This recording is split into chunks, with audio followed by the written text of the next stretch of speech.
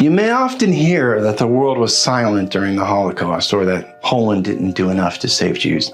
But is that really true? Maybe this is something that is said by people because they're embarrassed because they didn't help. Think about that. Well, whatever the case, there is simply a lack of recognition for a country that did so much for Jews.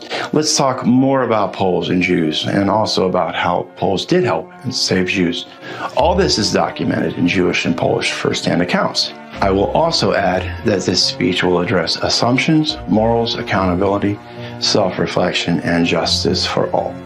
The Polish resistance saved more Jewish lives in the Holocaust than any other Western Allied organization or government altogether. Poland was the first repeatedly to warn the world about the German genocide, yet no one listened. Jan Karski, part of the Polish underground, even snuck into the ghetto and risked his life to leave occupied Poland, met with Roosevelt, who only wanted to talk about horses. Supreme Court Justice Frankfurter, who happened to be Jewish, called him a liar. He said, "Mr. Karski, a man like me talking to a man like you has to be completely honest, so I have to say, I can't believe you." The Polish government in exile also warned all governments and the media in the West, but the West was silent.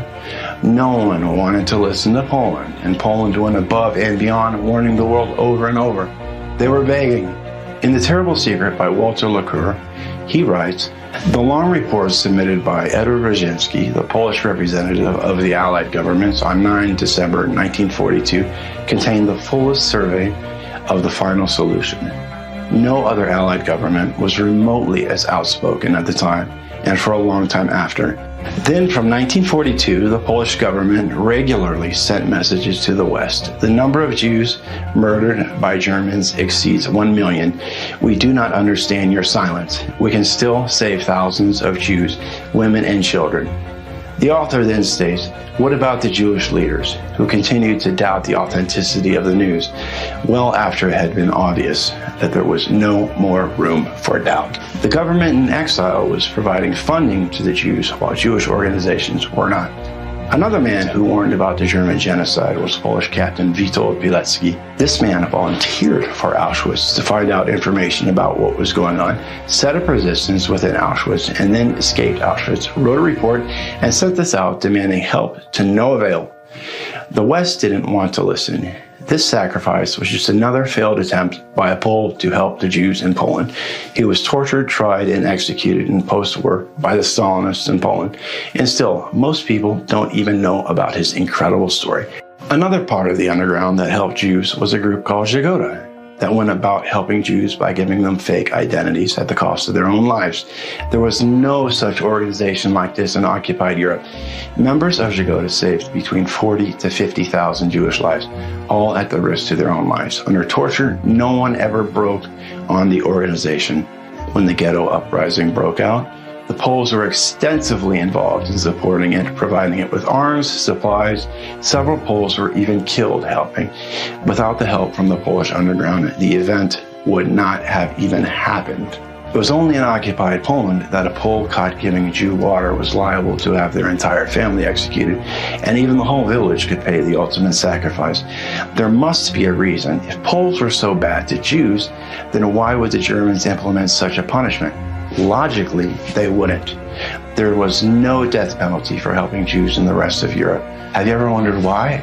If what you hear from some people that Poles were active in turning over Jews to Germans or killing Jews, why would they issue this order? They wouldn't. It just doesn't make sense. Yad Vashem has the number of Poles saving Jews at 7,000. I disagree with this number, and I have to say, I feel there are reasons why Yad Vashem has such low numbers, but I won't get into this here. But that number is deficient, considering the accurate numbers of Poles that saved Jews. The actual estimate of Poles aiding Jews is up to 3 million, and those killed for saving Jews is over 50,000. And so many Jews died with the Jews they saved, their names will never be known. Also, some Jews left Poland and never looked back. Amongst the tens of thousands that died was the Ulma family. This family was recognized. Despite poverty and risk, the Ulmas gave shelter to 8 Jews. The whole family, in total 9 members with the Jews, were murdered, and Victoria, the mother, was in the 7th month of her pregnancy. About 20 other Jews were sheltered by Poles in Markowa, the town where they lived, and survived. In reality, did Poles even have to save Jews, considering that this would cause their death and the death of their family? Think about that. Would you be so brave? If the situation was switched, what would happen?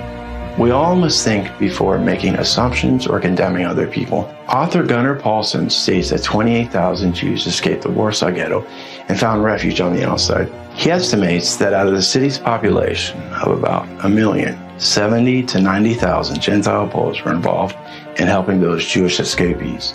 Also, without Polish aid, the Warsaw Ghetto would have starved to death.